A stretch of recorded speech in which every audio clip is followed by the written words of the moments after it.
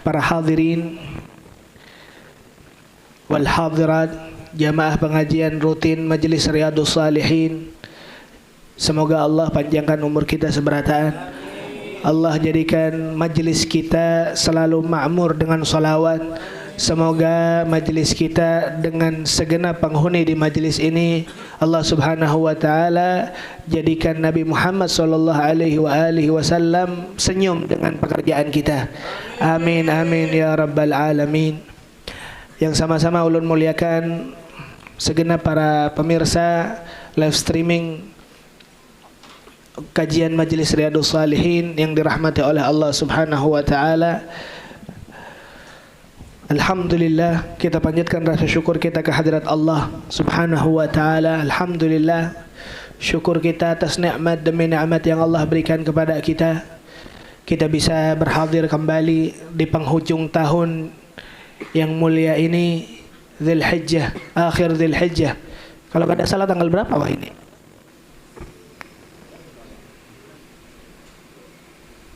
Akhir ya? Besok. Sekarang malam terakhir Dzulhijjah berarti.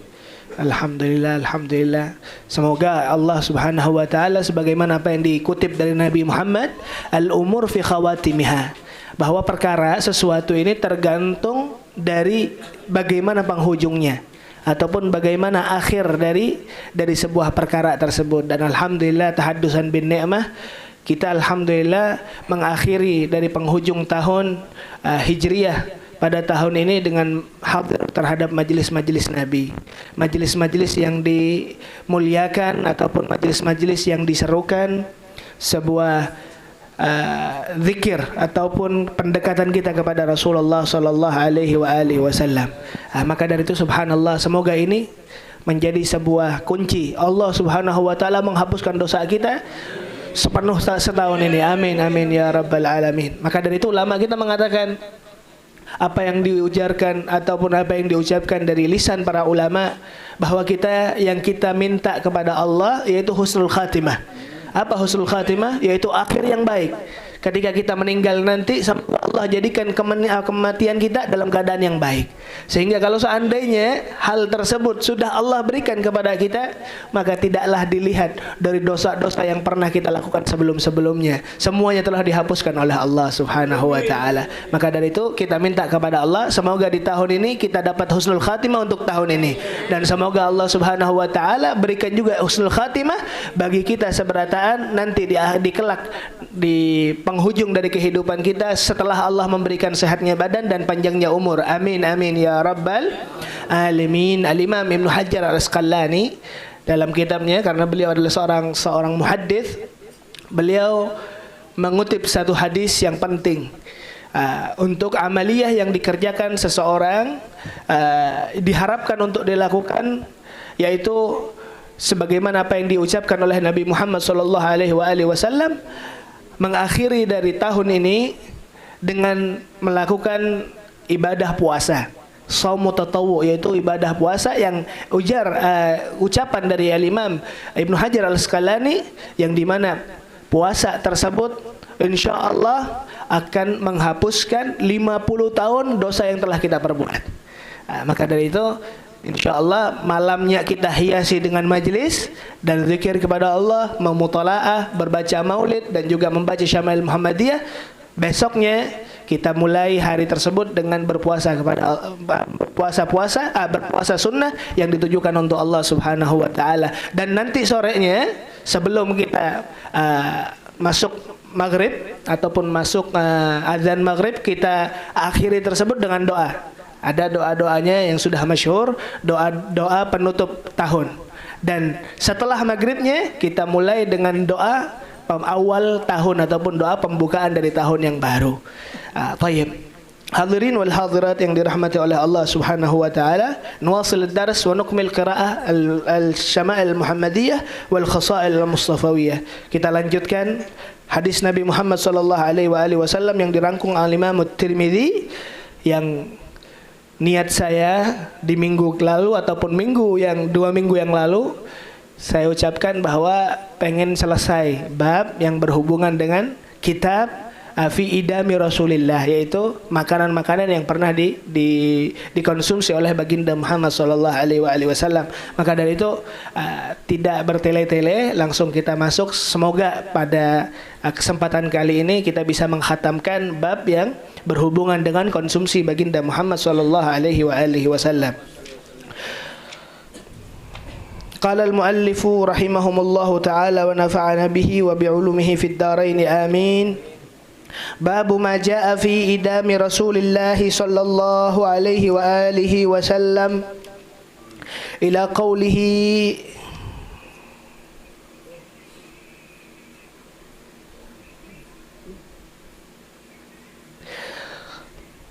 wa bisanadina ila al-Imam at-Tirmidzi wa bihi ilayhi qala haddathana al-Abbas ibnu Muhammad ad-Duri qala haddathana Yusuf bin Muhammad qala haddathana Fulayhu ibnu Sulaiman an Uthman bin Abdurrahman an Yaqub bin Abi Yaqub an Ummil Mundhir qalat.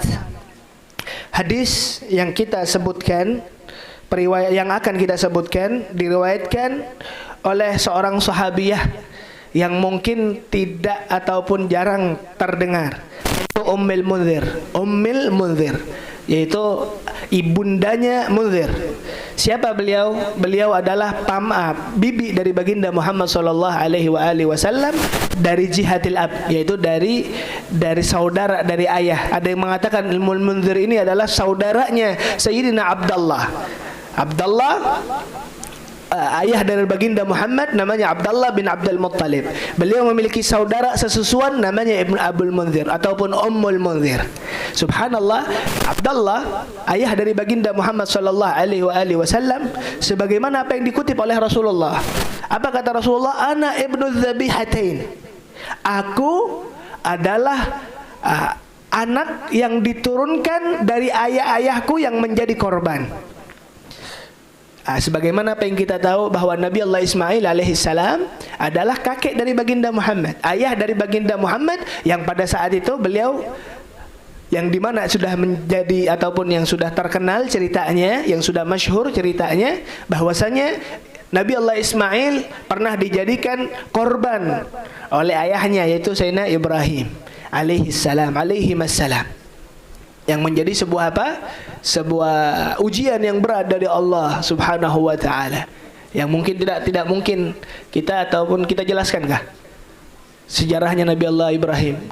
Saya kira tidak perlu secara detail karena kita semua sudah tahu ceritanya. Bagaimana musibah ataupun cobaan yang Allah berikan kepada Nabi Allah Ibrahim dengan menyembelih anaknya sendiri, yang pada saat itu anaknya tersebut adalah anak yang ditunggu-tunggu oleh Nabi Allah Ibrahim.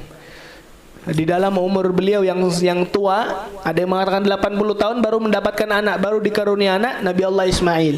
Bagaimana anak yang diharapkan, anak yang ditunggu-tunggu, ketika beliau lahir dan ketika beliau beranjak dewasa, Allah perintahkan untuk dibunuh.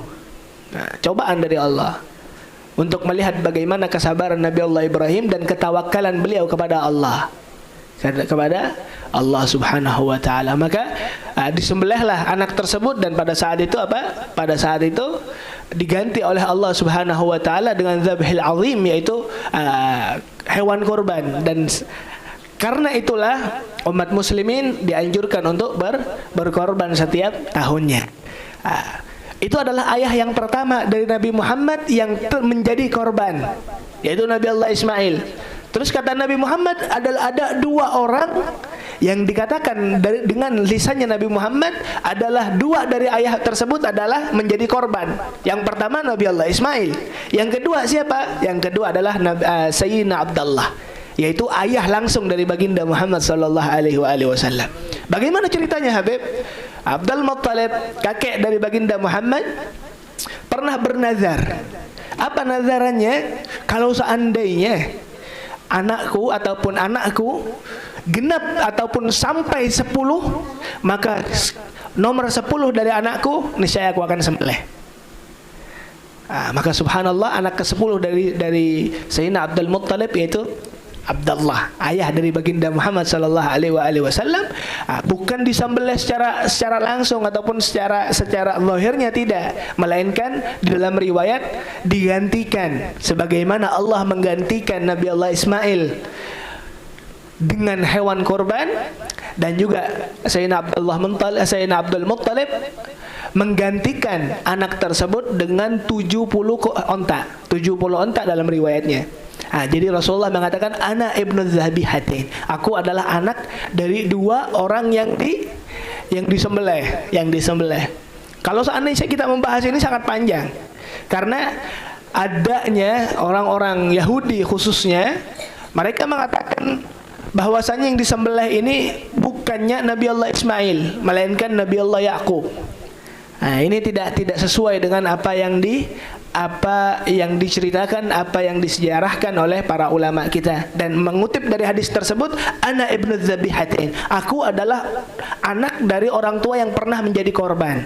Maka dari itu lihatlah Nabi Allah Muhammad alaihi salatu wassalam adalah cucu dari Nabi Allah Ismail, bukan cucu daripada Nabi Allah Yakub alaihi salam. InsyaAllah di dalam pengajian kita ini akan sedikit banyaknya membahas tentang sifat-sifat ataupun keadaan-keadaan yang diriwayatkan tentang kehidupan orang Yahudi,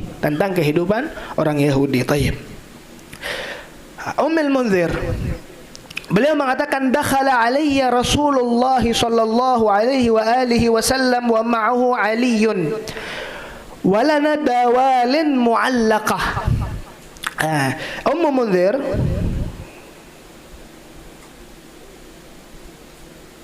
Tayyib.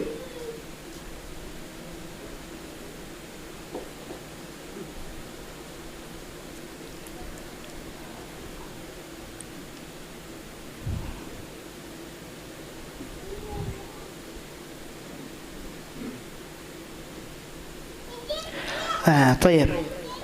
Di sini dikatakan bahwa pernah pada saat itu Ummu Munzir ini didatangi oleh Rasulullah. Jadi Rasulullah bersama Sayyidina Ali pada saat itu main-main ke rumahnya Ummu Munzir. Walana, dan beliau menceritakan kejadian pada saat itu, di rumahku ini ada sebuah wadah yang tergantung. Wadah yang digantung. Yang dimana wadah digantung ini tempat untuk menyimpan korma ataupun makanan-makanan tertentu. Maka subhanallah, di situ dikatakan faqalat faja'ala Rasulullah ya'kulu wa Aliyu ya'kul. Ketika Rasulullah masuk ke dalam rumah tersebut, Rasulullah mengambil isi makanan yang ada di dalam wadah tersebut dan Rasulullah memakannya. Karena ini yang menjadi hal yang wajar, karena beliau datang ke rumah keluarganya, maka mengambil Rasulullah memakan makanan pada saat itu yang terletak di wadahnya. Dan di sini diceritakan bahwa Rasulullah makannya berdiri. Ini menjadi sebuah dalil perkara bahwasanya makan di dalam keadaan berdiri ini diperbolehkan. Apakah Rasulullah Shallallahu Alaihi Wasallam kadang melakukan perkara-perkara yang bunyinya tidak wajar untuk dilakukan ataupun kurang akhlaknya, kurang dari adab-adab tertentu, tapi beliau mengerjakan itu untuk liyubayyina linnas, untuk memberitahu kepada segenap umatnya perkara-perkara yang hal ini dicontohkan oleh Rasulullah untuk menjadi dalil tidak haram berdiri, makan dalam keadaan berdiri. Sebagaimana ini, coba lihat, kita tarik kembali, kita kiaskan kepada perkara yang ada di zaman Nabi.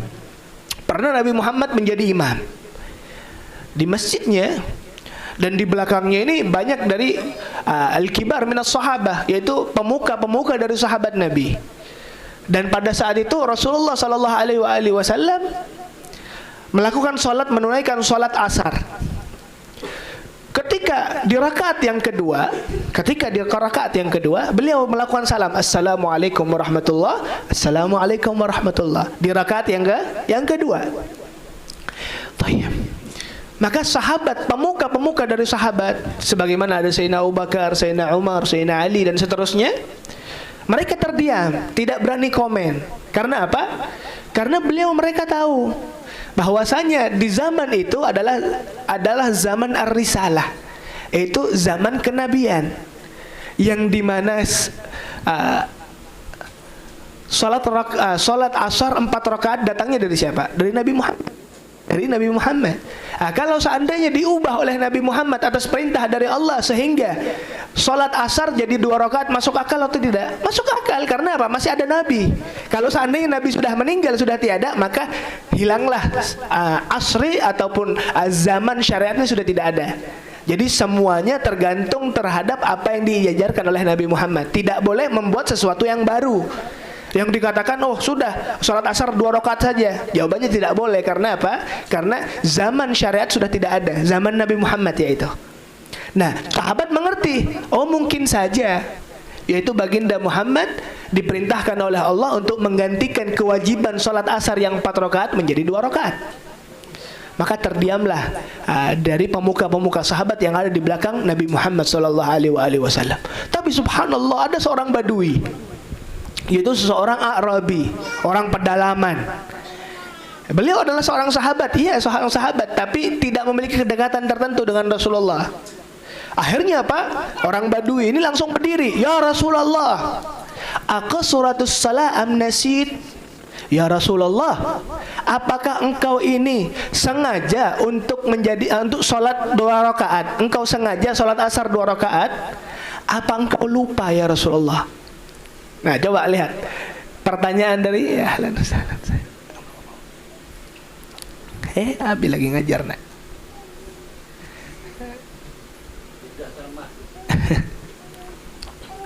Apa kata badui tadi? Kata orang Arabi tadi, ya Rasulullah, apakah engkau ini sengaja sholat 2 rakaat atau engkau lupa? Maka ketika mendengar dari pertanyaan seorang badui tadi, seorang Arabi tadi, Rasulullah menanyakan kepada orang-orang yang ada di sekitar beliau. Yaitu kan sholat berjamaah ini, ditanyakan kepada sahabat-sahabat yang di belakang. Jawabannya, na'am ya Rasulullah, benar, apa yang diucapkan Arabi itu benar. Engkau melakukan sholat hanya 2 rakaat. Maka subhanallah, Rasulullah memerintahkan kepada umatnya pada saat itu, para sahabatnya, untuk berdiri lagi dan menyempurnakan 2 rakaat selanjutnya. Tanpa mengulangi sholat asar yang 4 rakaat, hanya menambahkan 2 rakaat yang selanjutnya dan di akhir dengan sujud syahwi. Setelah itu Rasulullah mengatakan apa? Inilah ansa, aku ini tidak lupa. Walakin unassa, melainkan aku ini pura-pura lupa. Untuk apa? Liusyarri'a lakum, untuk menjelaskan sebuah hukum kepada buhan pian seberataan. Kata Nabi Muhammad SAW. Maka dari itu, hal yang berhubungan tadi dengan makannya Rasulullah dalam keadaan berdiri untuk mengambil salah satu makanan dari wadah, ada yang mengatakan rutab, yaitu korma yang dikeringkan, itu menjadi dalil diperbolehkan makan dalam keadaan berdiri, walaupun adabnya makan dalam keadaan duduk lebih bagus. Makan dalam keadaan duduk lebih bagus. Maka dari itu subhanallah, di sini banyak faedahnya. Faqala Rasulullah, maka Rasulullah mengatakan kepada Sayyidina Ali, karena yang masuk, yang bertamu yaitu siapa? Rasulullah dengan Sayyidina Ali. Mah ya Ali, hentikan, kamu jangan makan ini wahai Ali. Karena pada saat itu Sayyidina Ali juga makan. Dilarang oleh Rasulullah karena apa? Fa innaka naqih. Karena engkau nih, wahai Imam Ali, kata Rasulullah, ya Ali, wahai Sayyidina Ali, engkau tidak boleh mengkonsumsi ini. Karena apa? Karena engkau ini baru sehat, baru sembuh dari penyakitmu. Qalat, maka Ummu Munzir menceritakan lagi, melanjutkan ceritanya. Fajalasa Aliyun. Nah, pada saat itu Sayyidina Rasulullah dengan Sayyidina Ali duduk. Nah, ketika duduk, maka beliau mengatakan apa? Qalat faj'altu lahum silqan wa sya'iran. Faqala Rasulullah li Ali, min hadza fa'asif fa innahu awqafu laka. Ketika berduduk, ketika biasa orang bertamu, habis bertamu kan karena melihat adanya makanan dimakan oleh Rasulullah dan Sayyidina Ali dilarang. Ketika beliau sudah masuk ke dalam rumahnya, Rasulullah dengan Sayyidina Ali duduk, yaitu bertamu. Maka dari itu dikeluarkan oleh Ummu Munzir, yaitu tuan rumahnya, makanan yang terbuat dari gandum, syair wasilkan wa syair, yaitu sejenis makanan yang empuk. Karena gandum empuk. Maka Rasulullah mengatakan kepada Sayyidina Ali, "Ya Ali, min hadza." Kalau makanan ini kada apa-apa pian makan. Kenapa? Karena ini lebih bagus untuk pian konsumsi, karena pada saat itu Sayyidina Ali baru sehat, baru sembuh dari penyakitnya. Di sini maknanya seperti ini. Hadirin wal hadirat yang dirahmati oleh Allah, Rasulullah sallallahu alaihi wa alihi wasallam, di samping beliau adalah seseorang yang sempurna di segala bidangnya. Beliau adalah Rasul, beliau adalah seorang guru, dan beliau juga mengajarkan kepada umatnya sebuah perkara yang hubungannya tentang kesehatan, urusan kedokteran. Maka dari itu kadang bagi orang yang memiliki penyakit tertentu dilarang untuk mengkonsumsi makanan-makanan yang sifatnya keras, sebagaimana rutab ataupun korma yang dikeringkan keras. Maka ini tidak cocok untuk dimakan seseorang ketika beliau lagi garing. Nah, maka dari itu Rasulullah mengajarkan, maka makanlah engkau yang makan makanan yang berbau empuk, makanan yang empuk, daripada engkau makan makanan yang keras. Di sini subhanallah, Rasul sallallahu alaihi wasallam sering membahas tentang perkara-perkara yang hubungannya dengan kedokteran.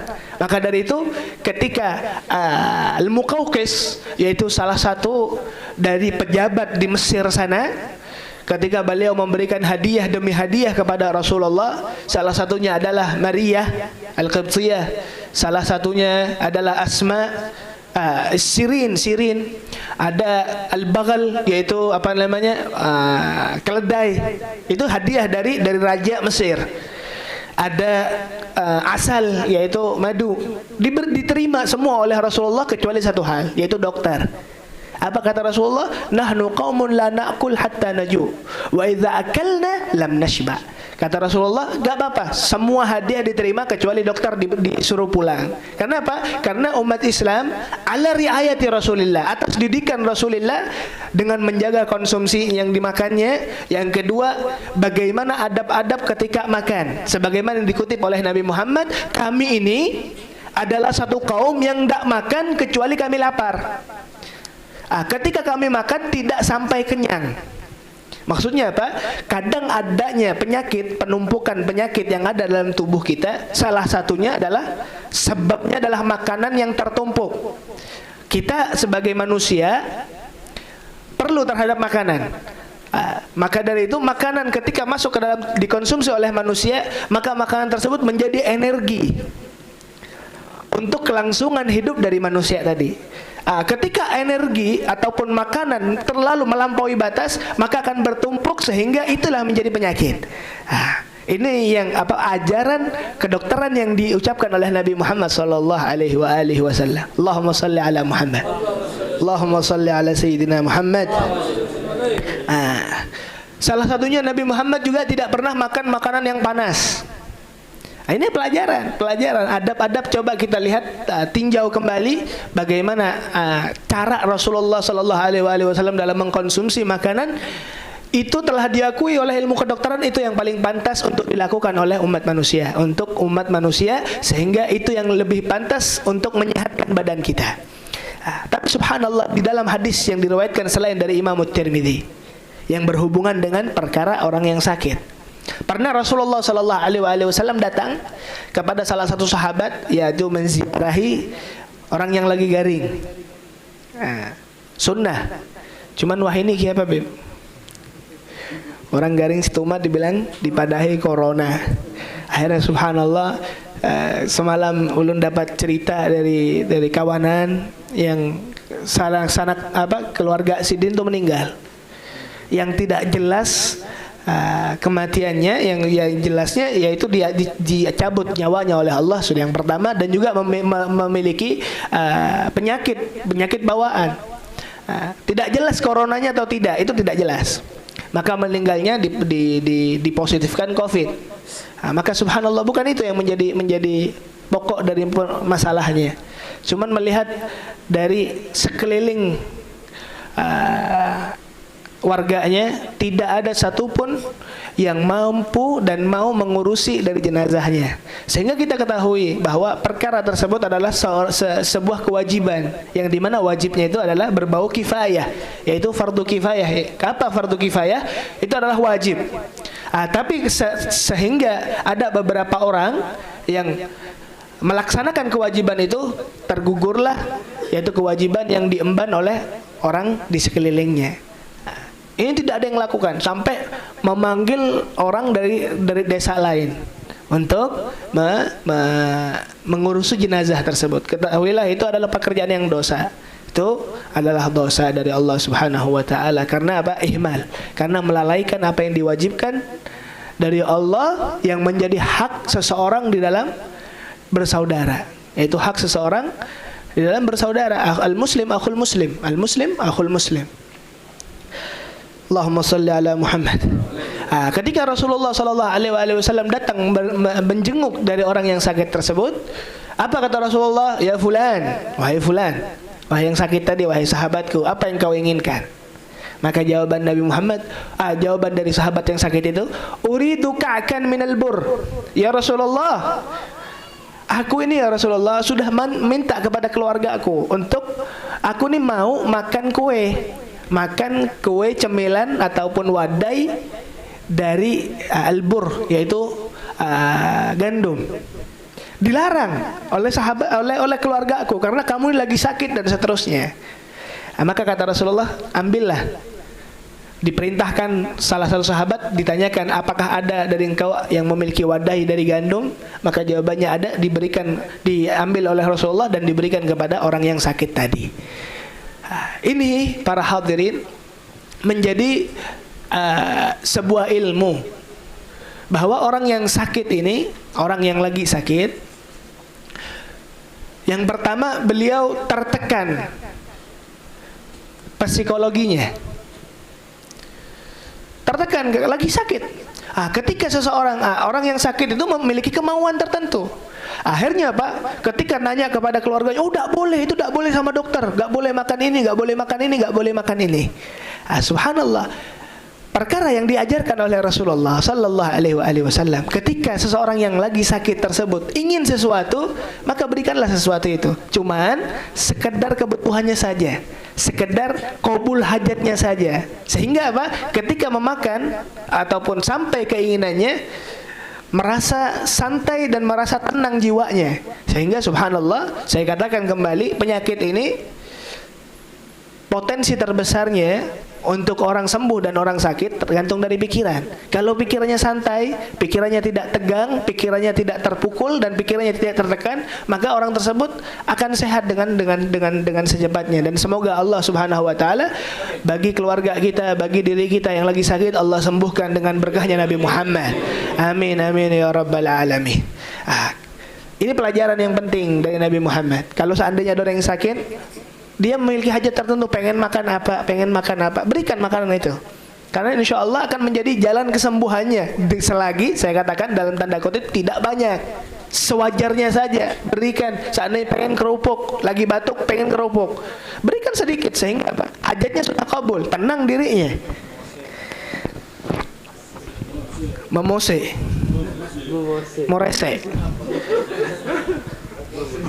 Baik. وبه إليه قال حدثنا محمود بن غيلان قال حدثنا بشر بن سري عن سفيان الثوري عن طلحة بن يحيى عن عائشة بنت طلحة عن عائشة أم المؤمنين رضي الله تعالى عنها قالت. Nah, di sini hadis yang selanjutnya diriwayatkan oleh Siti Aisyah. Siti Aisyah dikirim ataupun melalui hadis dari Siti Aisyah tadi, periwayatannya kepada Aisyah juga. Jadi hadis dari sahabat Aisyah kepada sahabat namanya Aisyah. Yang pertama sahabat ini adalah Aisyah binti Talhah. Yang kedua Aisyah binti Abu Bakar, yaitu istri dari Rasulullah Sallallahu Alaihi Wasallam. Aisyah binti Talhah, beliau dijuluki ratunya orang Arab, ratunya orang Quraisy. Kenapa? Terlihat dari kecantikannya sehingga layak dijuluki sebagai seorang ratu. Sangat cantik. Kita tahu bagaimana kecantikannya dengan maharnya. Pengen tahu kecantikan seseorang pada saat itu, yaitu Aisyah? Coba lihat maharnya. Beliau subhanallah yang pertama kali beliau menikah dengan Mus'ab bin Mughirah dengan maharnya pada saat itu 50.000 dirham, yaitu 50.000 dirham. Dirham perak, 50.000 perak, yaitu berapa kilo peraknya. Ketika beliau meninggal, yaitu suami pertamanya meninggal, beliau menikah lagi dengan seseorang namanya Abdullah bin Tamim, seorang sahabat juga. Tahu maharnya berapa? 100.000 dinar. 1 dinar itu kalau kata salah 1/4 gram. 1/4 gram. 1 dinar berapa? 1 dinar berapa gram? Bentar. Kok sampai mahar yang diceritakan ini?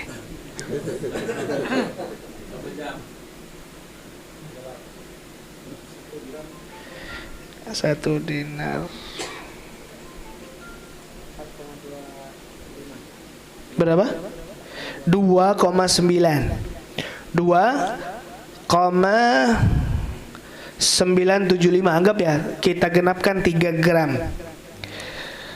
Coba kita hitung 3 gram dikali 100.000,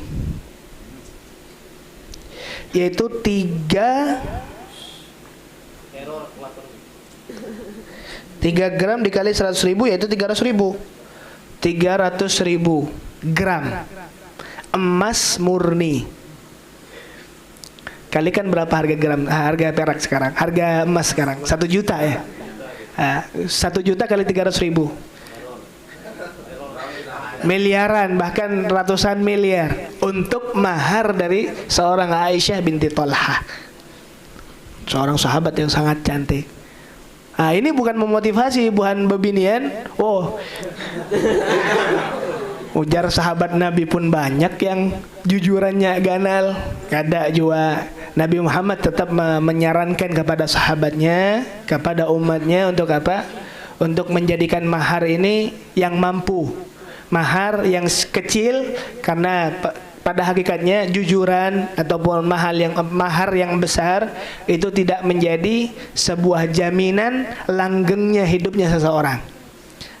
Maka dari itu subhanallah, apa kata Rasulullah, kalau seandainya kalian sudah mendapatkan calon pasangan suami yang terlihat yaitu kesolehannya, terlihat bagaimana ridhonya dia terhadap agamanya, itu kesolehan ibadah, maka apa kata Rasulullah, fazawwijuh, nikahi, maka jadikanlah dia sebagai menantu. Nah,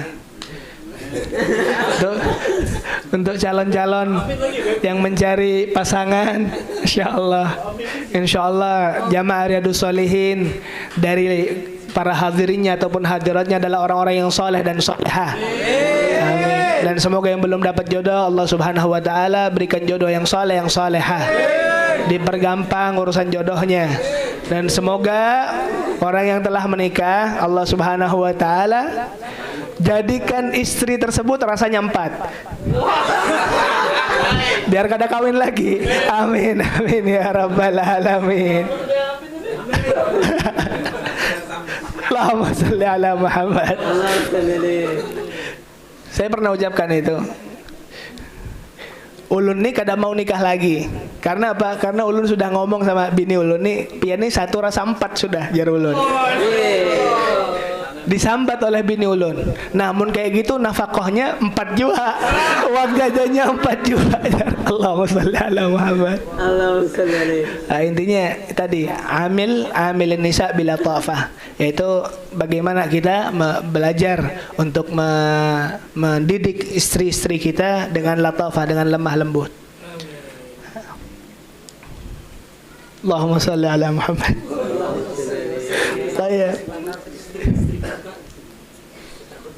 kana Nabi ya'tini. Siti Aisyah beliau mengatakan kana Nabi, pada saat itu Rasulullah sallallahu alaihi wasallam datang ke rumahnya Siti Aisyah. Apa yang dikatakan oleh Rasulullah kepada Siti Aisyah? Indaki ghida atau indaki ghada? Wahai Siti Aisyah, apakah ada di rumahnya ada makanan atau kada? Ghada ini adalah sesuatu yang dimakan fi awwali nahar, yaitu di hampir pertengahan dari hari. Maka dari itu bahasa Arab al-mu'asirah, bahasa Arab yang baru, yang modern, ghada ini diucapkan, diitlakkan dengan ucapan makan siang. Kalau pagi namanya futur, ataupun di Arab dikatakan di Yaman subuh. Kalau isya, makan malam, itu asya, yaitu makan malam. Nah, di zaman Nabi ini tidak ada, Pak. Makanan di zaman Nabi itu hanya 2 kali sehari, yaitu pertengahan dari hari, yaitu ghada, dan juga malam asya. Itu subhanallah, Rasulullah datang kepada Siti Aisyah dan beliau mengatakan, ya Siti Aisyah, apakah ada makanan di dalam rumah? Maka jawaban dari Siti Aisyah apa? Qala la. Wahai Nabi, tidak ada makanan di rumah ini. Maka Nabi Muhammad tidak langsung marah. Apa statement yang dilakukan oleh Nabi Muhammad pada saat itu? Tidak marah, tidak langsung keluar, tidak beli. Yang beliau ucapkan kepada Siti Aisyah, fayaqulu inni sha'im. Oh, kalau seandainya gak ada makanan di rumah, sudah aku puasa. Aku puasa. Ini menandakan bahwa puasa sunnah itu boleh dilakukan walaupun kita tidak niat.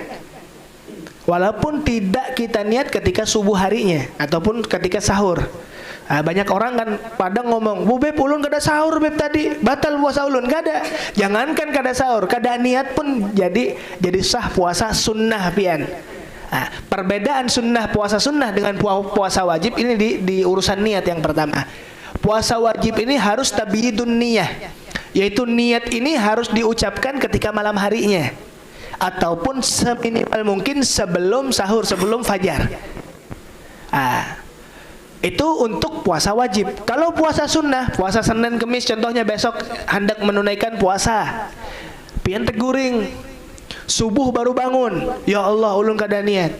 Nah jawabannya, niatkan di saat itu juga tidak menjadi masalah dan sah puasa pian. Dengan syarat apa? Sebelum duhur. Jadi jam 7 sampai jam 11 sebelum duhur itu masih sah niatnya. Cuman dengan syarat tidak melakukan hal-hal yang sudah membatalkan puasa.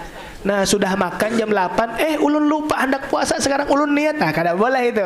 Jadi harus imsak anil jami'il mufattirat. Tayyib.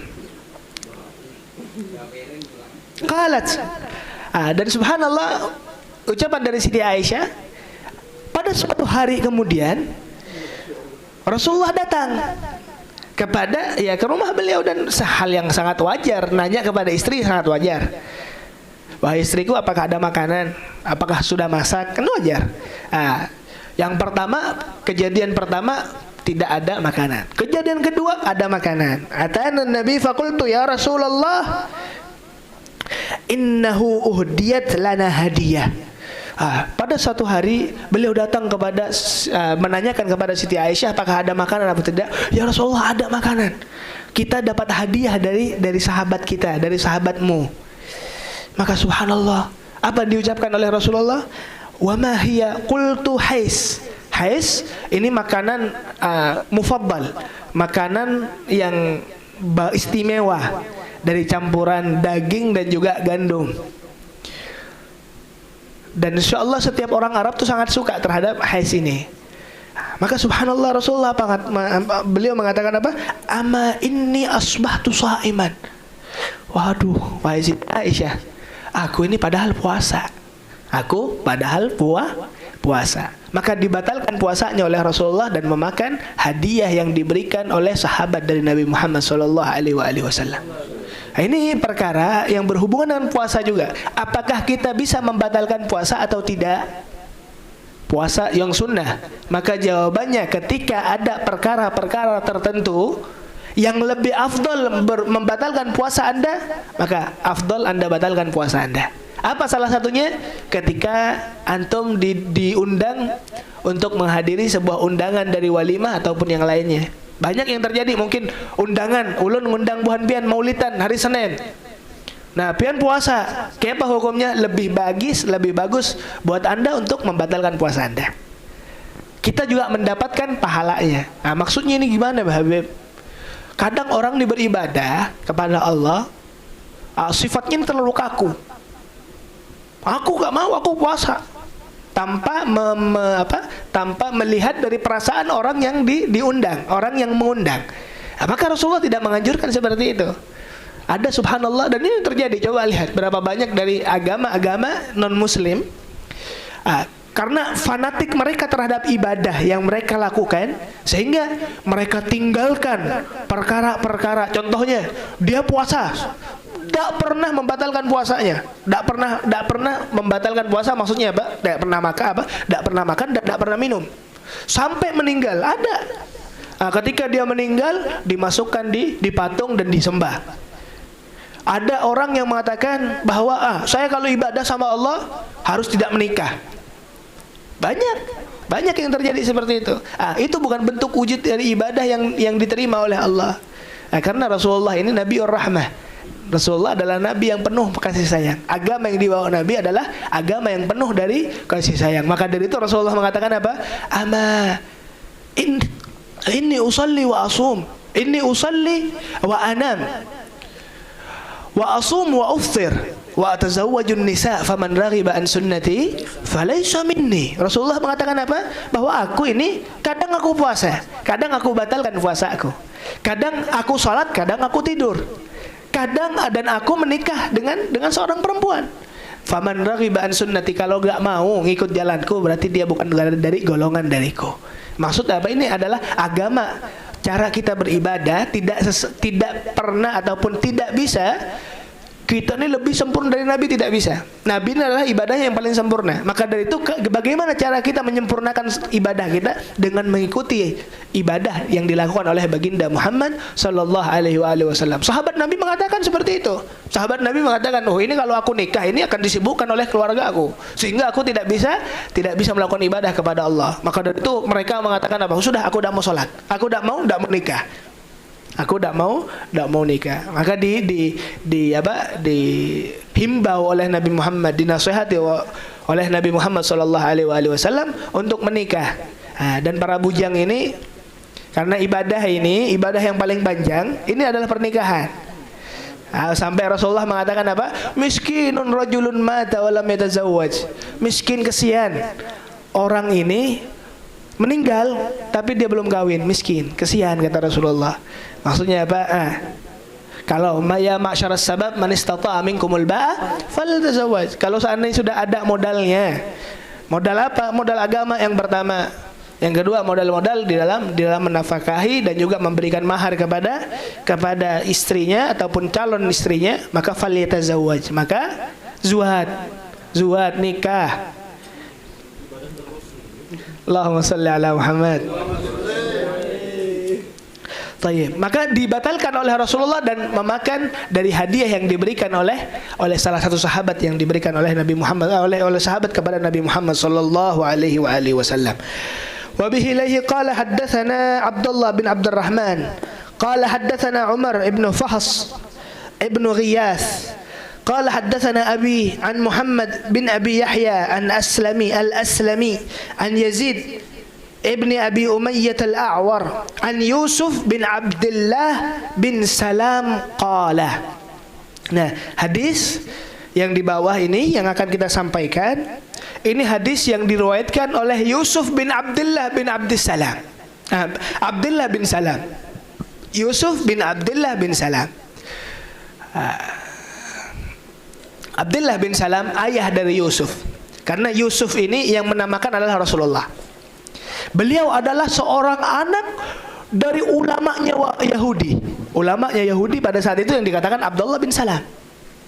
Nah, ini subhanallah, melihat kan saya ucapkan tadi ada kaitan dengan Yahudi. Coba lihat bagaimana perjalanan Rasulullah sallallahu alaihi wasallam ataupun dakwahnya Rasulullah kepada mereka kaum Yahudi. Salah satu yang diberikan keislaman diberikan hidayah oleh Allah, namanya Abdullah bin Salam. Abdullah bin Salam nama aslinya adalah Husaina bin Salam, diganti oleh Rasulullah dengan nama Abdullah. Abdullah bin Salam di dalam sebuah riwayatnya, kok buhan pian lemas berataan lah. Lanjut kagak ada? Baru jam 10, belum jam 11. Tayyib.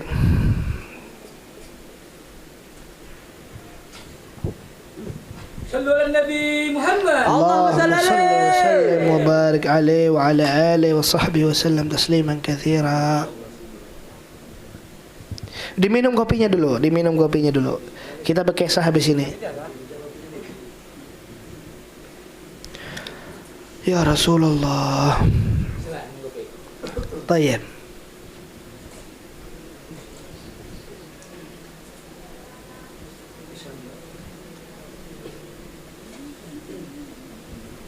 Syuftum bahwa kisah, sejarah, kabar dari kitab-kitab terdahulu, tidaklah ada kitab yang terdahulu dari Taurat, Injil dan seterusnya kecuali di kitab tersebut telah mengkisahkan akan ada seorang nabi dari saudara-saudara para anbiya, itu Nabi Musa dengan Tauratnya, yaitu Nabi Allah Muhammad adalah saudara dari Nabi Allah Musa di dalam segi kenabiannya.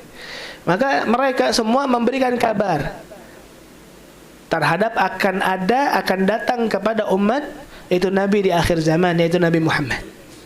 Abdullah bin Salam ada di Madinah pada saat itu, sebelum Nabi Allah hijrah ke kota Madinah.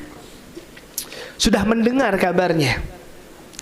Maka ketika Rasulullah hijrah ke kota Madinah, Abdullah bin Salam pada saat itu bersama bibinya naik, yaitu Abdullah bin Salam naik ke pohon korma pada saat itu dan melihat kedatangan Rasulullah langsung takbir sebelum Islam, karena menunggu akan datang seorang nabi yang akan hijrah ke kota Yathrib, yaitu kota Madinah.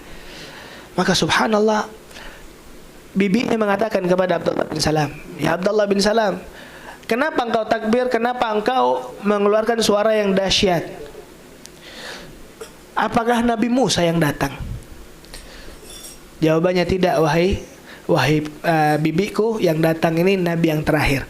Oh, Nabi yang sering kita bahas? Jawabannya iya. Sudah tahu Abdullah bin Salam.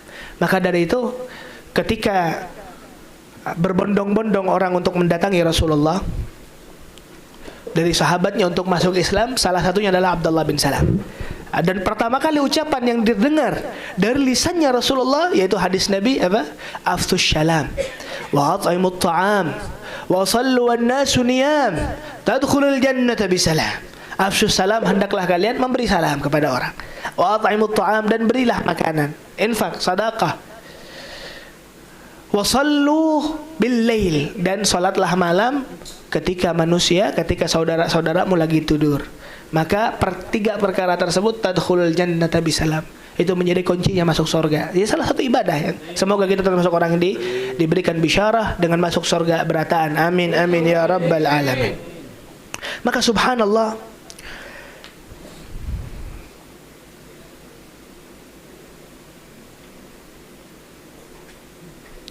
maka Abdullah bin Salam datang kepada Rasulullah dan ingin menanyakan sebuah pertanyaan yang tidak akan bisa seorang pun jawab kecuali dia adalah Nabi. Apa jawabannya? Inni sa'iluka an thalathin la ya'lamuhunna illa Nabi. Aku akan menakunkan ataupun aku akan bertakun kepadamu wahai Nabi Muhammad, yaitu tiga perkara yang tidak mengetahui jawabannya kecuali Nabi. Maka subhanallah, beliau mengatakan, Rasulullah sebelum dia menanyakan, yang pertama ditanyakan apa? Awwalu ta'amin ya'kulu ahlul jannah, yaitu makanan yang pertama kali dicicipi oleh mereka yang masuk surga. Jadi kita kalau masuk surga, semoga kita termasuk orang yang masuk surga, kita akan mencicipi makanan itu.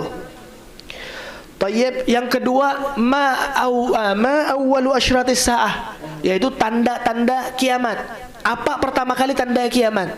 Terus yang ketiga, ma balul walad yanzi'u ila abihi am ila ummih, yaitu perkara yang hubungannya genetik, yaitu kalau seandainya memiliki anak, anak ini akan mirip kepada siapa, ayahnya ataupun ibunya, wallahu a'lam.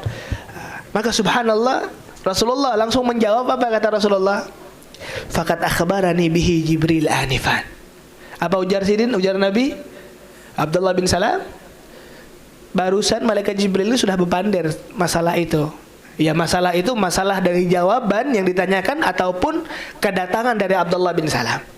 Maka apa respon dari Abdullah bin Salam pada saat itu? Beliau mengatakan, "Dzaka aduwwal yahud minal malaika." Kaget Abdullah bin Salam dan mengatakan apa? "Ya Rasulullah, ya Muhammad," belum masuk Islam. "Ya Muhammad, engkau tahu malaikat Jibril ini adalah musuhnya orang Yahudi." Jadi subhanallah, jangankan manusia, malaikat pun dijadikan musuh oleh mereka para Yahudi.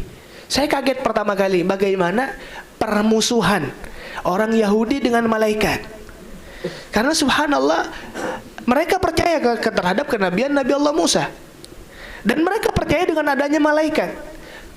Saya tidak sampai bisa pikir kok bisa malaikat dijadikan musuh dari orang Yahudi tadi. Dan ini malaikatnya gak tanggung-tanggung lagi, malaikat Jibril. Maka subhanallah, ucapan Nabi, turunlah ayat, "Qul man kana aduwan li Jibril fa innahu nazzalak wa ala qalbika wa huda wa busyra lil mu'minin." Turun ayat. Anak pertama kaget di surat Al-Baqarah. Man kana aduwan li Jibril. Man, siapa yang dia menjadikan musuh malaikat Jibril? Ternyata ayat ini turun kepada orang Yahudi. Kenapa kok bisa statement mereka orang Yahudi mengatakan bahwa Jibril ini kok bisa dimusuhi? Karena keyakinan mereka malaikat Jibril ini adalah malaikat peperangan, malaikat azab, malaikat yang berbau kerusakan. Intinya yang merusak malaikat Jibril. Ujar Abdullah bin Salam, kalau seandainya engkau diberitahu oleh malaikat Mikail, niscaya kami umat Yahudi semuanya akan mengikutimu.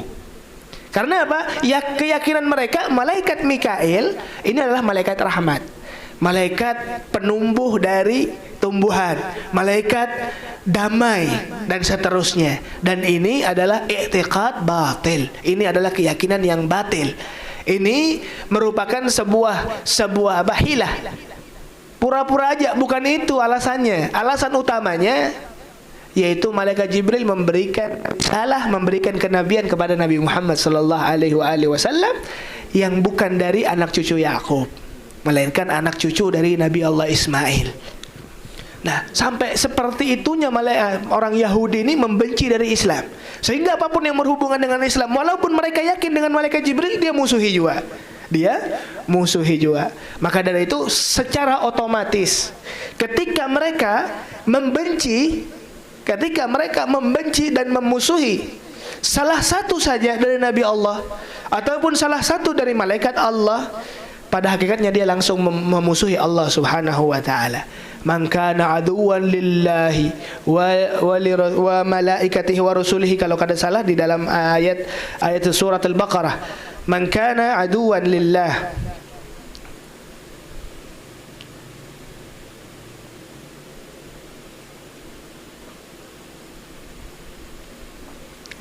طيب man kana aduwan lillah wa malaikatihi wa rusulihi wa Jibril wa Mikala fa innallaha aduwan lil kafirin.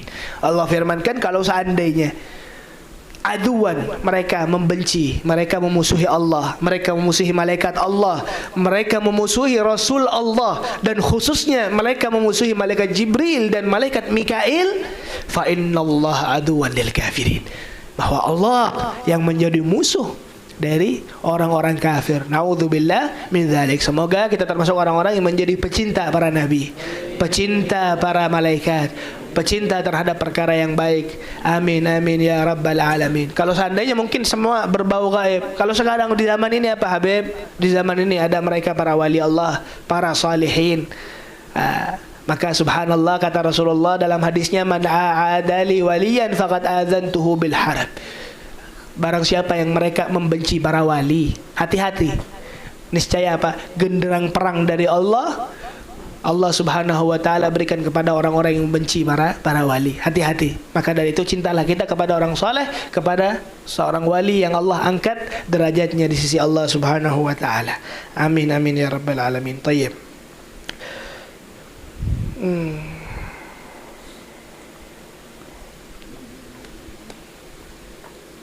Ketika subhanallah dijawablah semua oleh Rasulullah. Dijawab semua dari 3 pertanyaan tadi. Salah satunya yang berhubungan dengan makanan, yaitu dikatakan itu hatinya hewan ataupun hatinya ikan. Yang wallahu alam, kami tidak tahu, karena ucapan tadi Abdullah bin Salam mengatakan apa? Tidak bisa menjawabnya kecuali seorang Rasul. Maka dari itu kita memaknai dengan makna yang zahir saja, yaitu hati dari ikan. Terus pertanyaan kedua yaitu timbulnya api yang akan membawa orang, mengumpulkan orang dari timur ke barat. Dan yang ketiga yaitu idza sabaqa ma'ur rajul ma'ul zaujah, yaitu perkara yang tadi hubungannya genetik yang saya tidak bisa komentar di situ. Intinya ketika bertanya dan dijawab oleh Rasulullah, langsung Islam Abdullah bin Salam dan mengatakan asyhadu an la ilaha illallah wa asyhadu anna Muhammadar Rasulullah.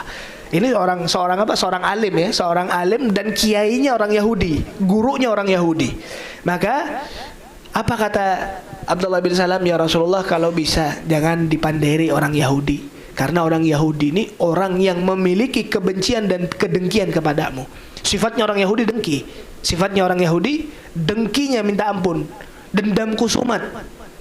Nah, tapi subhanallah, siasat dan politiknya Rasulullah, beliau mengumpulkan orang Yahudi dan beliau mengatakan, apa pendapatmu wahai orang Yahudi tentang Husain ataupun Abdullah bin Salam?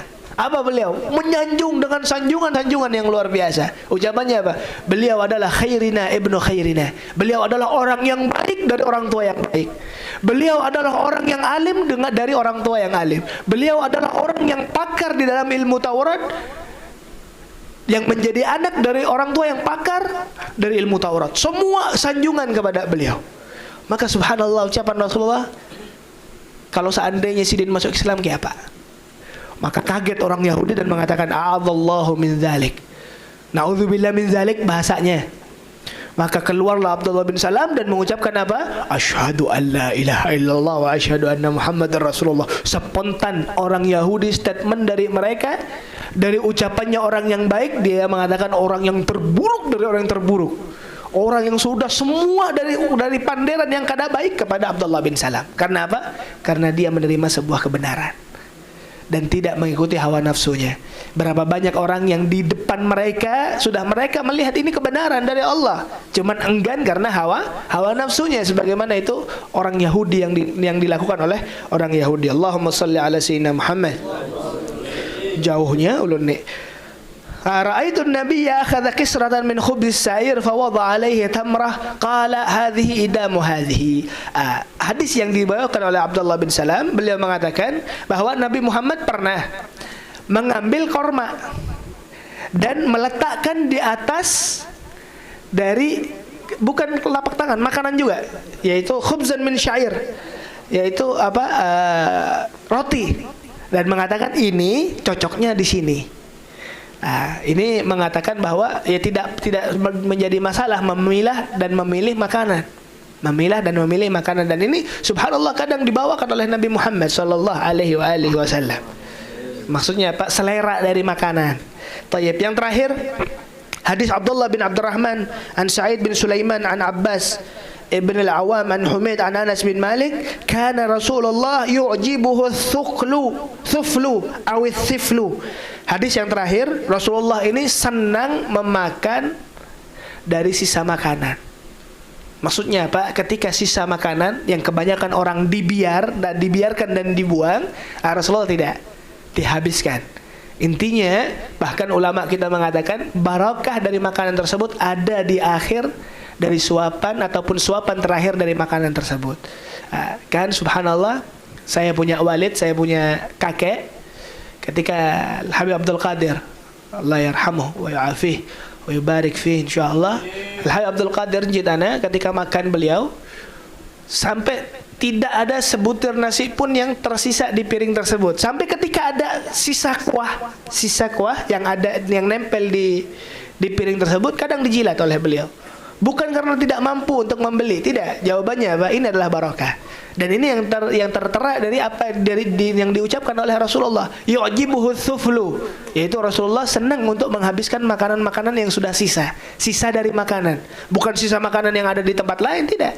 Ketika ada di piring, sisanya itu dihabiskan oleh Rasulullah sallallahu alaihi wasallam, karena itu yang menjadi keberkahan dari makanan tersebut. Wallahu taala alam bissawab. Alhamdulillah wa bihadzal hadis, dan hadis ini menjadi hadis yang terakhir tentang bab ma jaa fi idami Rasulillah. Dan semoga Allah Subhanahu wa taala memberkahi kita dengan pengajian Majelis Riyadhus Shalihin dan juga pembacaan Syama'il Muhammadiyah. Semoga Allah dengan kehormatan Nabi, dengan keberkahan Nabi, Allah Subhanahu wa taala panjangkan umur kita, Allah sehatkan badan kita, Allah kabulkan hajat kita, hajat duniawiyah wa ukhrawiyah. Amin amin ya rabbal alamin. Ala hadhihi niyyah wa kulli niyatin salihah wa ila hadrin Nabil Mustafa sallallahu alaihi wa alihi wasallam. Al-Fatihah.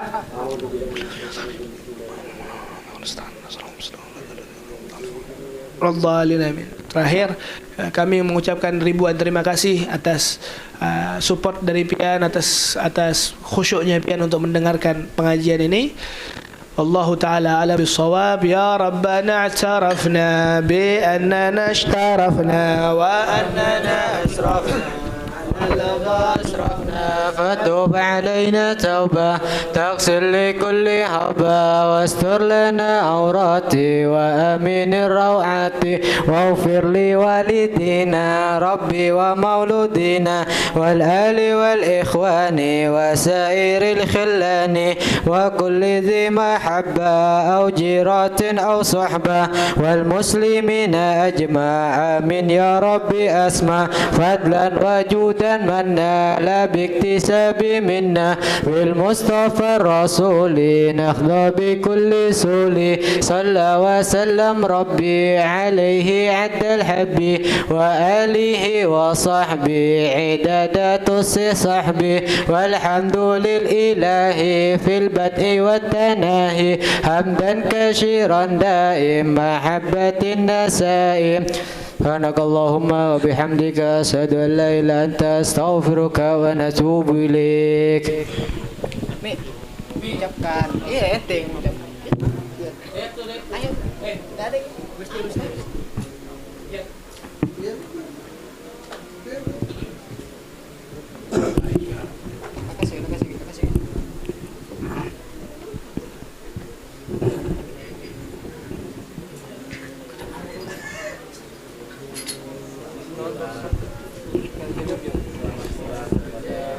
اللهم صل وسلم على سيدنا محمد صاحب البشرى صلاة تبشرنا بها وأهلنا وأولادنا وجميع مشايخنا ومعلمينا وطلبتنا وطالبتنا من يومنا هذا إلى يوم الآخرة.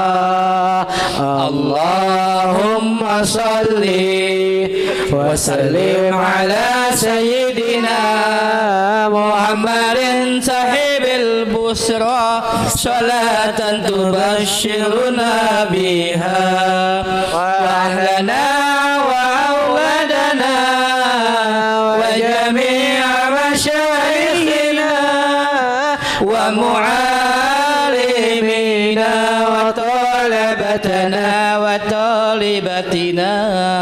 من يومنا هذا